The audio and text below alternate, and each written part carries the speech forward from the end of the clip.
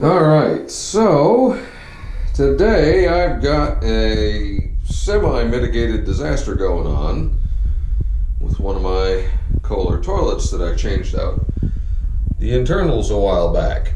And this is not a problem with the internals, but what it is it has started leaking at the flange underneath. So one of two things: I've either got a bad wax gasket that has really gone bad, or the closet flange has failed. So to get these out, you got to take these stupid little covers off. Maybe.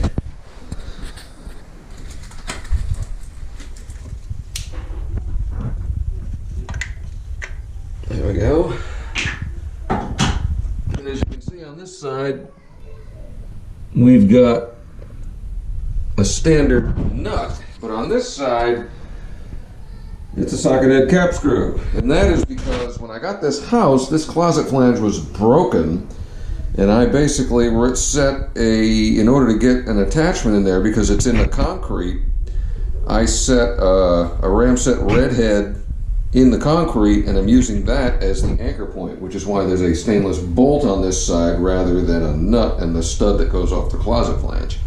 That's never been an issue, but we're gonna have to take this thing apart and see what we can do. I've already shut off the water, so that's good. So you got to disconnect the water, those two bolts, and then the whole thing pulls up and out. And don't drop it on yourself, because this is expensive and it's brittle. Alright, so for those of you who've never thought to look under a toilet, or never cared, I guess, this is where the magic happens. All that stuff is just remnants of the wax gasket. I'm cleaning that off as best as I can. I don't see anything really significantly wrong down here. Everything looks good. So when you put the wax gasket on the closet flange, then this gets set in there, and that seals around it. And if you don't have a good seal, then as it's flushing or anything, the water can go out sideways, and terrible things happen, which is kind of what I have here. But to its credit, this toilet's probably been installed for 14 years, so one wax gasket in 14 years isn't too bad. And I've popped it in and out a few times to do a couple of different things here and there, so I'll take it. So this is something that is part of the maintenance of any house. But now we're going to go inside, and I'm going to show you what the closet flange looks like. Alright, and that is a closet flange. And this is the wax gasket. It looks terrible, but all it is really, really gummy wax. Best way to get it up is with a real heavy paint scraper.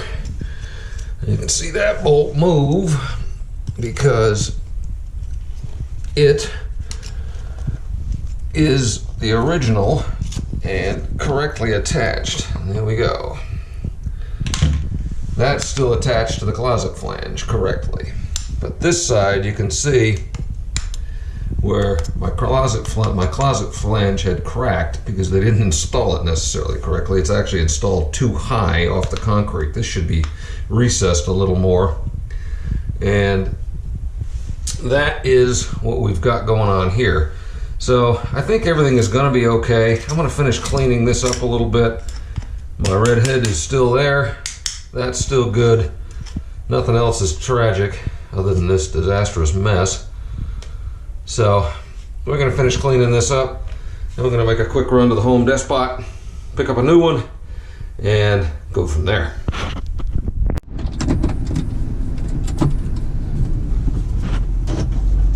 Alright, so we just voted, because Louisiana's weird, and now we're on our way to the homeless despot. So the old homeless despot was playing some really crummy copyrighted music in the background, so I couldn't record any audio, but this is where you find these things. Typically in the plumbing repair section, they got a bunch of different options, all sorts of weird stuff that I've hardly ever seen before, but these wax gaskets by themselves, or the ones like I like with the extra cap in them are about the best thing you're going to get, and they'll last 10, 15 years easy. Okay, so now that we've gotten our stuff back, see what we got here. Just a wax gasket.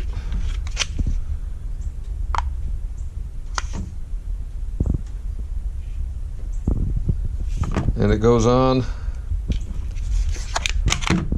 Sometimes I like putting these on the toilet flange first, but because of the way mine is set up with that broken bolt, I usually set it on the closet flange. So you set it down there and then you just pull all that up and you pull this stuff off. Get all this plastic out of the way. And we'll show you that in a minute. But one thing I'm going to check now is this opening. I want to make sure that this opening is as big as the one under the commode. Looking at that, it may not be, and that could be causing a little bit of my restriction. If that's the case, then I'm going to just take a razor blade, cut this off a little bit, and just give it a little bit of a helping hand to make sure that everything free flows when it goes down and through. So we're going to pop that toilet up right now so I can look at it, and we're going to see what we got.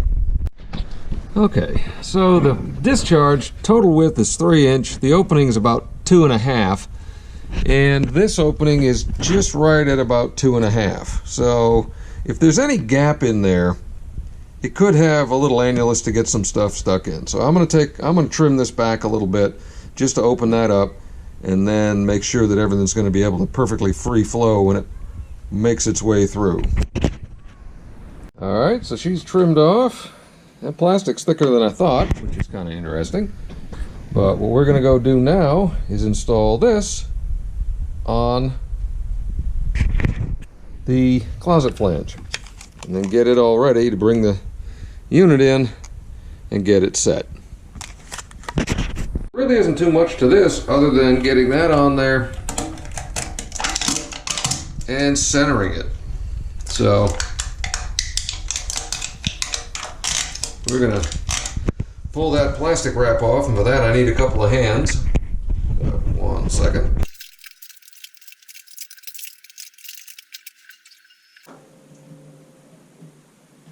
There we go. So now we're going to clean this mess up and then go get the toilet and get her ready to set. The fun part of this is trying to get it lined up. So what you can do is the holes that you have on the sides and the bottom are basically in the center of what you're shooting at. So if you've got your screws set up about 90 degrees across, which I do basically right now, that's what you have to do. This is not the easiest thing in the world, especially with a unit as heavy as this, because it's well, heavy and kind of annoying. So I'm going to try to move. Well, no, I'm just going to do it. We're going to see what we can see.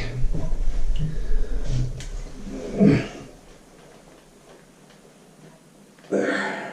Okay. And then you set it.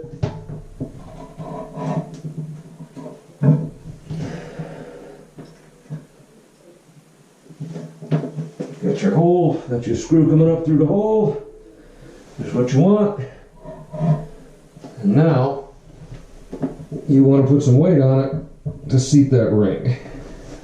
Now this thing, because the closet flange is bad, has, where the toilet doesn't necessarily sit on the floor properly. So I've got to put some shims under the back to make sure that stays exactly where I need it. So I'm going to do that right now to stop this silly wobble.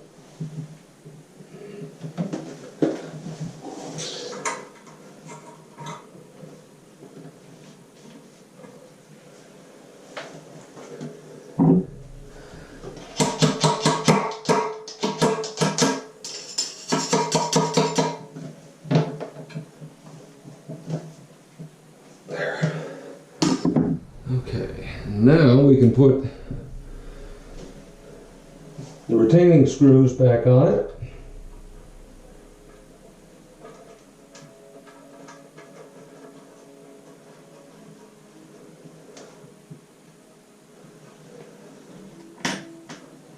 And again, this is non-standard, but because I have a system that's been repaired.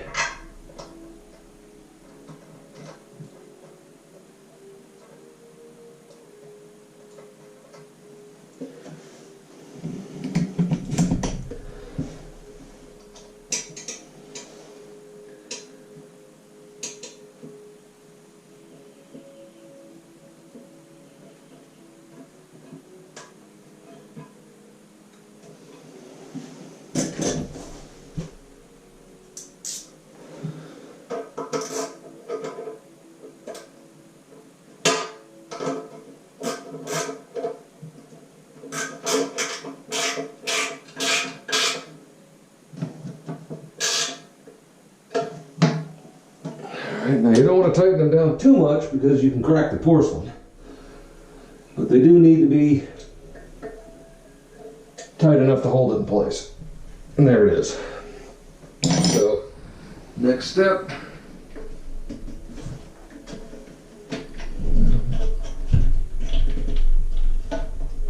is to get a wrench and snug down my water inlet nozzle, because that is a little bit loose. So once everything's reattached, you turn the water on, let it fill, and have some crud in there. Nothing major, just a little bit of dirt buildup from being sloshed around so much while I was carrying it. Once it fills,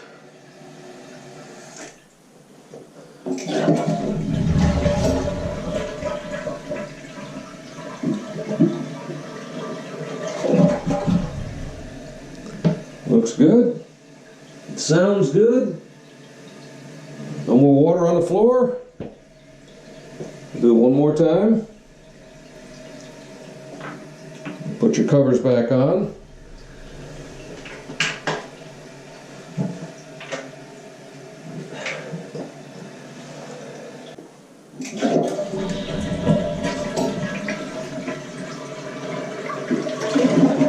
Much better.